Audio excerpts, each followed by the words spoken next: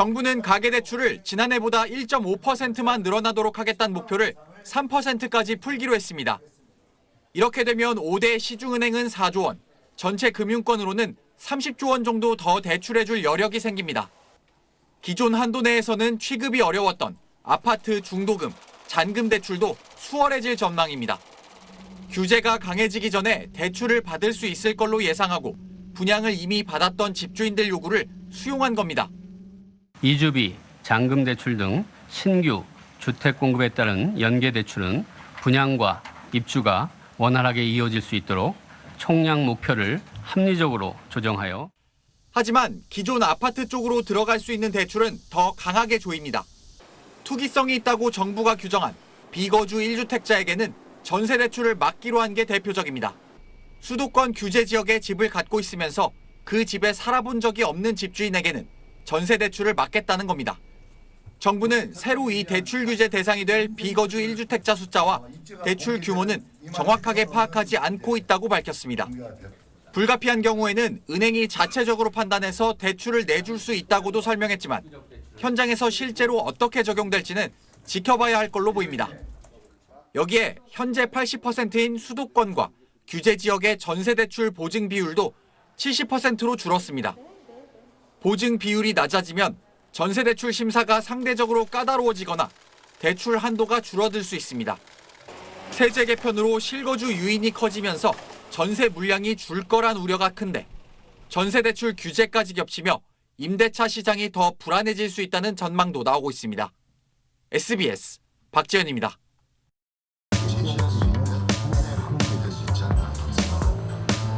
여러분, 혹시 장기 전세주택을 아십니까? 최대 20년간 내 집처럼 편히 살 수 있는 신기한 아파트인데요.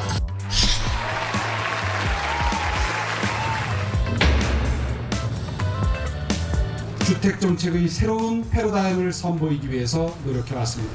아파트는 사는 것이지만 시프트는 사는 곳입니다. 서울시에서 공급하는 장기 전세주택, 일명 시프트의 인기가 더 높아지고 있습니다. 시프트 전세가는 2억 8,670만 원. 이 아파트 전세가에 비하면 60% 정도에 불과합니다. 1호또죠. 여기 로또예요.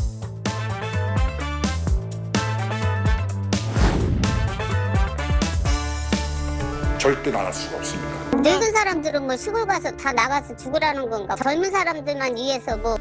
약속은 지켜줘야 됩니다. 우리 사회가 안고 있는 고질적인 문제가 한번 무엇인가 국가적인 정책의 수혜를 받기 시작하면 그게 이제 기득권화 되는 겁니다. 우리도 피해자입니다. 당장 20년 동안 우리가 편했지만은 사실 솔직한 심정입니다. 그건 우리도 그 고마움은 느끼고 있습니다. 편했지만은 결과적으로는 이게 아니다.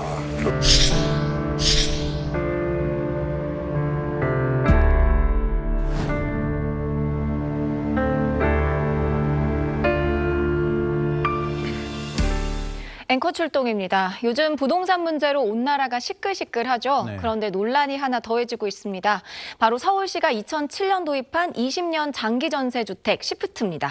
2007년 서울시가 이걸 처음 도입했을 당시엔 가격 싸지, 지역도 강남, 송파 뭐 이런 데지, 거기다가 20년이나 걱정 없이 살 수 있지, 이거 당첨되면 로또다라는 소리까지 들었던 사업인데 어느덧 그 20년이 다 흘러 당장 퇴거를 해야 하는 각오가 나오기 시작을 했습니다. 네. 자, 그러자 절대 못 나간다라면서 대책 마련을 해달라는 목소리가 커지고 있는 겁니다. 그렇지 않아도 말 많고 탈 많은 서울 부동산 시장에 또 하나의 극한 갈등이 생겨나고 있는 상황인데요. 부동산 컨설팅 김재경 소장, 경기대학교 부동산 자산관리학과 김선주 교수와 이야기 나눠보겠습니다. 어서 오세요. 어서 오십시오. 네, 반갑습니다. 네. 자, 지금 저희가 살짝 VCR 보고 왔는데 이걸 이제 시프트라고 서울시가 2007년에 이름을 붙였습니다. 먼저 주거 사다리 역할을 할 것이다 당시 얘기를 했는데 어떤 제도인지 좀 간략하게 설명해 주시죠. 많은 사람들이 잘 알고는 있겠지만 기본적으로 임대주택에 대한 사항들이 일반적입니다. 네. 보통은 차상위 계층들 대상으로 해서 이제 저렴한 월세라든가 이게 전세. 근데 이게 그동안 항상 누적됐었던 비판 중 하나가 아무래도 좀 소득 요건도 있고 그리고 이제 기간이 짧다 보니까 좀 중장기적으로 주거 안정이 안 된다라는 얘기도 있었습니다. 네. 그래서 그때 당시 처음으로 시범적으로 도입된 것 중 하나가 장기 전세라는 걸 한번 도입해 보자. 20년 동안 장기 전세를 하게 되면 아무래도 그 오랜 기간 동안 주거 안정이 될 테니까 네. 그동안 이제 조금 자금도 마련하게 되고 내 집 마련에 대한 시대도 모아가지고 나중에 움직일 수 있는 그런 한번 기회의 장을 마련해 보자라는 게 이제 사실 장기 전세 시프트였습니다. 네. 네. 네, 어쨌든 퇴거할 때가 되니까 후회된다. 우리 피해자다 이런 이야기를 하고 있는 건데 이것 때문에 지금 갈등이 커지고 있거든요. 네. 이 갈등의 핵심이 뭐라고 생각하시나요? 네, 첫 번째는 이제 들어갈 때 되게 조건들이 들어가는 시기마다 되게 달랐어요. 그러니까 2007년 5월에는 일단 국민임대주택에 준해서 그러니까 월 평균 소득이 240만 원 정도의 자기 자산이 거의 없는 네. 그래서 뭐 토지가 5천만 원, 뭐 자동차가 2천만 원 이 정도로 되게 기준을 낮게 잡았었고 네. 그 이후에는 이제 무주택자한테도 또 이거를 주기도 하고 이렇게 조건들이 다 다른데 지금 당장 2007년에 도래하는 사람들은 되게 1억 정도에 들어가서 2년마다 5%씩 올라도 지금 1억 5천 정도밖에 안 되는데 이걸 가지고 어디 나갈 데가 없다라는 거죠. 또 하나는 정부의 정책이 주거 사다리 역할을 한다라고 믿고 자기 집을 팔고 들어간 사람들은 정말 이제 대책이 없는 거죠. 그런 분들도 있었군요. 네. 그리고 또 하나는 이제 고령자나 네. 몸이 아픈 분들은 지금 이걸 가지고 사실은 그 돈을 가지고 지금 9배 정도가 올랐다 그래요. 그 지역에. 네. 지금 들어간 시세에. 그렇다면 갈 데가 없다면 자기가 살고 있는 터전을 떠나서 가야 되는데 이런 것들에 대한 문제점들이 되게 복합적으로 나타나는데 앞으로 이제 이 시간 동안 여러 가지 문제들에 대해서 같이 논의해 보겠습니다. 네. 알겠습니다. 자, 종원 앵커가 이 갈등을 현장에서 직접 확인하고 오신 거죠? 네, 맞습니다. 내년부터 퇴거가 시작이 됩니다. 특히 송파, 강일동, 그리고 강남 아파트까지 제가 싹 돌아봤는데 얘기도 들어봤습니다. 함께 보시죠. 네, 이게 이제 저희가 어제 강일동이거든요. 네. 송파입니다. 송파 파인타운이라고. 여기 사시는 분들도 서울시 장지동의 송파 파인타운이라는 대단지 아파트입니다. 서울시가 2007년부터 공급한 장기 전세 주택 아파트인데요. 10단지 주민들은 내년 8월, 9월이면 이곳을 이제 떠나야 합니다. 지금 현재 어떤 상황인지 제가 직접 출동해서 한번 얘기를 들어보겠습니다. 가보시죠. 굉장히 좋아 보이네요. 네, 이제 장기 임대 사시는 분들은 1년도 안 남은 거예요. 네. 퇴거 날짜까지. 근데 지금 말씀하셨듯이 좋아요, 아파트가. 좋습니다. 깨끗하고. 굉장히 살기가 좋습니다. 전세비 얼마인지 좀 여쭤본 것도 될까요? 한 1억에 한 4, 5만 원이에요. 그게 혹시 몇 평형이 그런 기준? 2평, 3평. 그래서 만약에 지금 여기서 퇴거를 하게 되면 정말 이 주변에 어디로 갈 수 있을지 좀 막막한 그런 상황인 주민분들이 많이 계시고 있습니다. 지금 보면 아까 1억 정도 내고 있다고 했잖아요. 네. 근데 지금 주변이 하나도 안 돼 9억이에요. 있고 돈도 하나도 없어요 지금. 나는 여기서 눌러앉아 살아야 죽으라는 거밖에 안 돼요. 나가라 그러면. 늙은 사람들은 뭐 시골 가서 다 나가서 죽으라는 건가. 젊은 사람들한테는 분양을 한다는 둥 어쩐다는 둥. 아이고 진짜. 이게 약간 세대 갈등으로까지 번지는 양상이더라고요. 현재 전세 보증금이 얼마? 저는 이제 3억입니다. 지금 비슷한 평수가 요 일대가 전세가 어느 정도예요? 7억, 8억, 흔히 요지라고 한 데는 10억, 11억, 12억 이렇게 나가. 이분은 이제 좀 늦게 입주하셔서 3억 정도를 내시는데 역시 그 돈으로는 갈 데가 없어요. 2015년도 9월 30일에 들어왔으니까 11년 여기 떠난다는 건 상상을 못했죠. 나이 먹어서 어디로 갑니까? 네, 지금 보셨듯이 뭐 이제 아파트가 장기 전세 임대라고는 하지만 굉장히 깔끔하고 네. 살기가 또 동네도 너무 좋더라고요. 그러다 보니까 더 막막하신 것 같은데, 자 먼저 교수님 지금 보셨듯이 당장 내년에 나가야 한다니까 나갈 데가 없습니다. 지금 상황이. 네. 이게 어떻게 보셨습니까 지금 상황을? 일단 이제 앞서 오세훈 시장님이 말씀했듯이 전체적으로 계약을 한 기간에 대해서는 지켜야 하는 것이 원칙이지만 네. 이거를 일괄적으로 적용하는 거에는 지금 보셨다시피 되게 문제가 좀 발생할 거예요. 여기에 이제 고령자의 인터뷰라던가 아니면 또 몸이 아파서 당장 나가지 못하는 그런 상황들이 분명히 존재할 텐데 네. 저는 이제 결론적으로 말씀드리면 선별적인 구제나 그다음에 또 좀 점차적으로 시간을 두고 좀 이주하는 대책 아주 되게 곤란한 주거 취약계층들이 여기에 존재할 거거든요. 네. 이분들에 대한 어떤 출구 전략들을 좀 마련해 줄 필요가 있다라는 생각이 들고 이러한 상황이 벌어진 데는 전반적으로 대한민국이 이제 주택의 가격 상승으로 모두 몸살을 앓고 있잖아요. 그렇죠. 특히나 이제 우리가 우리가 보통 예측했던 물가 상승률보다 코로나 시기에는 막 갑자기 또 임대차 3법 도입하면서 전세가 2배, 3배 막 어느 날 갑자기 막 2, 3년 사이에 오르고 이렇게 하니까 예측을 하고 준비했던 사람들도 그거에 상응하지 못하게 자산을 마련했을 가능성이 높고 또 하나 이분들이 가장 이제 원망하는 거는 국가를 믿고 들어가서 이때는 이제 주거가 되게 안정적으로 주택가격이 오를 거로 상상하고 들어갔는데 이렇게 많이 오르니까 그 당시에 차라리 나도 주택담보대출을 받고 집을 샀으면 네. 그게 더 로또가 아니었을까 이런 의견들이 좀 있는 것 같아요. 그래서 어떤 잘 조율하는 것들이 좀 필요할 것 같습니다. 소장님은 어떻게 생각하시나요? 이거 말 잘해야 되는데. 네. 이게 사실 좀 너무 민감합니다. 아마 이 영상을 그 장기 전세에 거주하시던 분들도 보실 테니까 이런 쓴소리 얘기하는 게 싫을 수는 있겠지만 사실 합리적으로 봐야 된다고 생각해요. 일단은 당장 나가려는 사람들 입장에서는 내 전세 보증금 2억, 3억 가지고서는 당연히 못 구하겠죠. 그렇죠. 그러니까 빌라 전세 보증금도 지금 2, 3억이 넘어가는 시대니까 네. 그러면 좀 막막하다 할 수 있겠지만 사실 냉정하게 보면 그동안 저렴하게 산 거거든요. 그러니까 20년 만기 전세, 누군가는 이제 10년을 살았을 거고 누군가는 20년을 채워서 살았을 텐데 사실 그 시점으로부터 중장기적으로 갔다가 이제 전세를 저렴하게 공급을 해준 효과가 있었던 건데 근데 당연히 이 돈으로 딴 데 못 가죠. 왜냐면 지금 그럼 반대로 얘기하면 일반적인 시민들은 그동안 전세 상승분을 다 어떻게든 마련해가지고 메꿨었는데 그동안 편안하게 잘 살다가 이제 와가지고 나가려고 하니까 이 돈을 못 나가. 어쨌든 정부가 했었으니까 책임져줘. 서울시가 책임져줘. 라고 하게 되면 예를 들어서 이게 선별적으로 하는 것도 뭐 좋을 수는 있어요. 근데 반대로 생각해 보면 그 임대주택이 그대로 남아 있어야 또 새로운 사람들한테 공급이 되겠죠. 예를 들어서 고령자들을 봐준다라는 식으로 하게 되면 지금 청년층들 같은 경우도 지금 워낙 임대가 없는데 예를 들어서 3억으로 2억 3억으로 갖다 공급해 줄 수 있다. 그러면 예를 들어 청년층인데 지금 서울의 집값 문제가 너무 심각하잖아요. 근데 이런 곳에서 뭔가 꿈과 희망을 키워나갈 수도 있는데 그 사람들의 누군가의 기회를 또 박탈하는 상황이 되기 때문에 일방적으로 이제 누군가를 구제해줘야 된다, 말아야 된다, 말하기는 좀 조심스럽지만 사실 원리 원칙대로 해야 된다고 생각은 합니다. 네. 두 분이 살짝 의견이 다르세요. 그래서 여기 이제 많은 쟁점들이 있는데 요 쟁점을 저희가 한 3가지 정도로 정리를 해서 실제 나가셔야 되는 임차인들에게 한번 물어봤습니다. 하나씩 보시죠. 편하게 살았지 않느냐. 그럼 계약 조건대로 나가야 되지 않느냐. 원론적으로 맞습니다. 사실은 우리가 실질적인 피해자예요.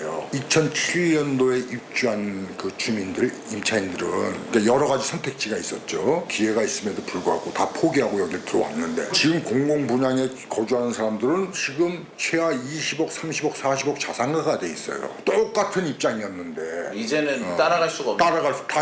다시 태어난다고도 살 수 없는 정도로 올랐잖아요. 주택담보대출도 잘 됐잖아요. 맞아요, 그렇죠. 개인적으로는 좀 과단성이 없었죠. 좀 배포가 좀 작았죠. 주택담보대출을 얻어서 이자 내는 게 좀 부담스러웠고.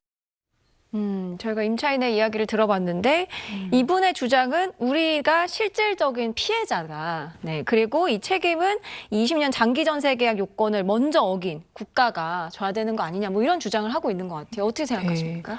그 시프트가 주거 안정에 기여한 바는 반드시 있어요. 있는데 이제 이게 앞서 말씀드렸지만 예측보다 이제 너무 많은 가격들이 올랐기 때문에 준비가 사실 20년 동안 거기 거주하면서 너희가 자산을 마련해서 주거 자립을 할 수 있도록 20년의 기회를 준다였었잖아요. 그렇죠. 이후에 어떤 주택을 준다라는 건 아니었지만 이런 것들이 어떤 불가항력적인 요소들이 너무나 집값이 너무 급등을 하고 저 전세 가격은 더 오르고 그러니까 평균 서울의 그 당시 20년 동안 집값은 3배. 그러니까 이게 더 많이 오른 지역은 또 서초 강남 같은 경우는 더 많이 올랐죠. 근데 평균을 보면 3배고 전세가는 3.5배이니까 이 당시 요 기간 동안에 어떤 그 본인들의 급여 상승률은 60몇 %밖에 안 돼요.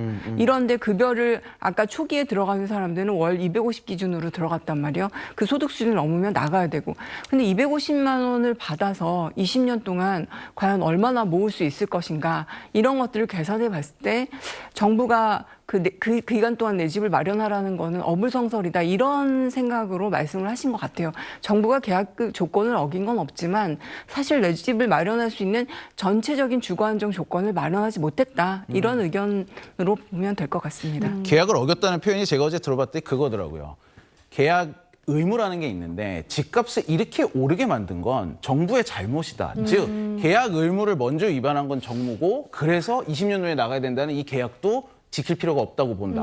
라는 이제 얘기였거든요. 좀 어떻게 생각하십니까?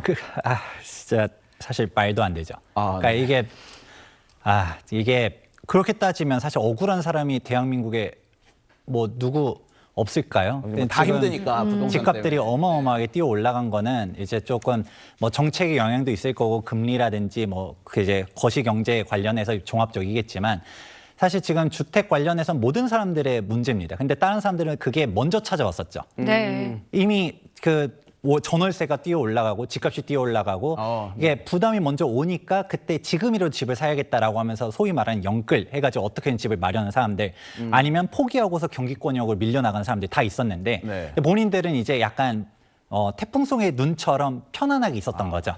다른 그 외에 있었던 사람들은 모두 다 힘들고 그렇게 떠나고 이러고 있었다가 근데 이제 주거 안정이라는 게 솔직히 저는 말하면 좀 핑계라고 생각합니다. 2007년도부터 있었다라고 하게 되면 기회가 얼마나 많았었어요. 그 주변에 이제 세곡동, 내곡동에 분양하는 것들도 워낙 저렴하게 많았었고요. 그리고 우리가 청약 같은 경우도 지금의 이제 로또 청약이니 고분양까지 뭐 얘기했었지만 사실 2014년도에는 널린 게 집이었었습니다. 그냥 미분양이었어요. 서울도 미분양이었었고 반포도 미분양이었습니다. 그때 계약금 10% 가지고서 할 수 있었죠. 당장 비싼 게 아니라 마포구, 성동구도 그때 당시 분양가가 6억, 7억으로 있었거든요. 6천만 원도 없었다라고 말할 수는 없는 것이죠. 그런데 이거를 갖다가 다 결국 선택에 따른 책임인 건데 이걸 갖다가 국가가 책임져야 된다라고 하면 지금 현재 무주택자 전 국민들 다 어떻게 국가가 책임질 수 있을까요? 사실 조금 그냥 그러니까 이제 본인 당사자 입장에서 답답할 수는 있지만 이거를 국가가 다 어떻게 책임져 줄 수는 없다고 생각합니다. 아직 쟁점들이 좀 남았으니까 조금 속도감 있게 가보겠습니다. 네, 다음 쟁점 확인해 보시죠. 마찬가지로 힘든 다음 세대 혹은 다음 기회자들에게 기회를 줘야 되는 게 아니냐는 얘기도 있는데 그건 어떻게? 저희들은 이제 가장 곤혹스러운 부분입니다. 제가 제안하는 건 정부에서 과감하게 투여를 해라. 그래서 사라 집을 사서 그걸 젊은이들한테 여유 있게 해줘라. 마침 저로의 기회가 왔다. 마침 국가에서 지금 예상하는 게 초과 세수가 100조를 상회할 거라고 지금 예상들 하잖아요. 반도체요? 초과 세수가 세수가 이게 몇 년간 계속 될 거라고 하잖아요. 그럼 이때다 과감하게 그 초과 세수 중에서 일정 부분을 과감하게 투여를 해라. 자, 반도체 호황이니까 나라에서 아예 과감하게 투자해라. 이런 반응이시네요. 네. 이게 사실 돈이 쓸 때가 정말 많습니다. 사실 어떻게 따지면 정부 입장에서도 우리가 이 돈이라는 게 사실 우리가 목적이라는 게 다 있는데 단적으로 우리가 중요성이라고 놓고만 보면 우리가 교통대책 같은 경우만 놓고 본다 하더라도 지금 서울에 다들 몰리게 되는 이유가 그러니까 출퇴근이 너무 힘들기 때문에 그렇잖아요. 그러면 서울에만 몰리지 않고 경기권역으로 분산될 수 있게 하는 것 중 하나가 경기도 입지도 좀 좋게 해주자라는 건데 우리가 GTX 계속적으로 말들이 많지만 지금 A 노선만 제대로 뭐 가고 있지 B 노선, C 노선도 정확히 언제 개통할지 모르는 거고 뭐 DEF는 말할 것도 없습니다. 근데 지금 GTX 하나 개통하는데 3조에서 4조 정도라고 얘기를 해요. 그러면 이거를 특수한 누군가한테만 하는 거랑 이 노선들을 갖다 예를 들어 진짜 깔았어요. 그러면 사실 그 경기도에서 출퇴근하는 모든 사람들에 대해서 지금 혜택들이 갈 수 있는 거잖아요. 사실 모든 거는 예산이라는 건 선택과 집중을 해야 되는 것인데 이게 일부 사람들한테 지원해 주는 게 정말 맞는가. 그리고 이제 다음 세대 얘기가 정말 중요한 게 아까도 얘기했던 것처럼 진짜 지금 현재 힘든 사람들은 서울에 이제 취업을 해서 오긴 했지만 이제 뭐 집이 없는 사람들은 그거는 어떻게 해야 되느냐 이런 부분들 좀 고려해 주면 좋지 않을까 생각합니다. 이게 아까 말씀드렸듯이 약간 세대 갈등으로 가는 게 이제 신혼부부들이 기다리고 있다라는 것 때문에 이제 저런 반응이 나오시는데 아니 거긴 따로 새로 사줘라. 어떻게 보셨습니까? 이건 어떻게 저희가 답을 좀 해드려야 될까요? 네, 지금 서울시에서는 이 주택을 이제 기간이 만료된 주택을 미리 내 집으로 해서 이분들에게는 또 이제 어떤 장점을 주냐면 출산을 할 때마다 10년 연장 그리고 또는 이제 그 분양으로 전환할 수 있는 조건까지 주니까 사실은 이 조건을 놓게 보면은 먼저 들어간 사람들보다 지금 미리 내 집으로 새로 들어가는 집 것들에 대해서 청년들에게는 약간 더 좋은 조건을 주는 근데 이제 국가 차원에서 이제 출산을 유도해야 하기 때문에 필요한 정책이긴 하지만 세대 간의 갈등으로 가서는 절대 풀 수 없는 문제고요. 네. 그리고 저는 이제 공공주택에 있어서 가장 중요한 거는 앞서 이제 그 인터뷰 하신 분이 말씀했듯이 공공 분양으로 좀 많은 것들을 공급했으면 좋겠어요. 네. 공공 분양으로. 그러니까 지금 임대로 들어간 사람들은 사실 들어가는 순간부터 내 집 마련과는 굉장히 거리가 멀어지거든요. 네. 그러니까 어떤 금융 조건을 좀 좋게 해서 어떻게 하든 내 집을 가지고 분양 형태로 아니면 분양 전환이라도 이렇게 내 집을 마련할 수 있는 그러한 계획들을 정부에서 제공해 주는 것이 사실은 이런 앞으로 발생할 수 있는 많은 문제들을 해소할 수 있지 않을까라는 생각을 합니다. 그 얘기도 진짜 많더라고요. 20년 동안 다른 사람들보다 더 저렴한 가격으로 네네. 주거를 했기 때문에 돈을 모을 수 있는 여건이 더 되지 않았었느냐. 네, 소득이나 자산이 한도가 있습니다. 그래서 일정 소득을 넘어가면 퇴거를 해야 돼요. 저희들은 막연한 기대가 있었죠. 솔직히 좀 어리석다고 제가 말씀드릴게요. 20년 후에 정부가 뭔가 조치를 해준다는 아주 막연한 20년 살다가 갑자기 쫓아내지는 않겠지 하는 그런 막연한 또 기대감이 있었습니다. 그 이제 공급 대책이 그러면 나와야 될 것 같은데 내일 모레 이제 공급 대책도 발표 예정이잖아요. 지금 그 임차인께서 말씀하셨듯이 기존에 있던 주택을 사서 공급하는 게 가능할지 모르겠습니다.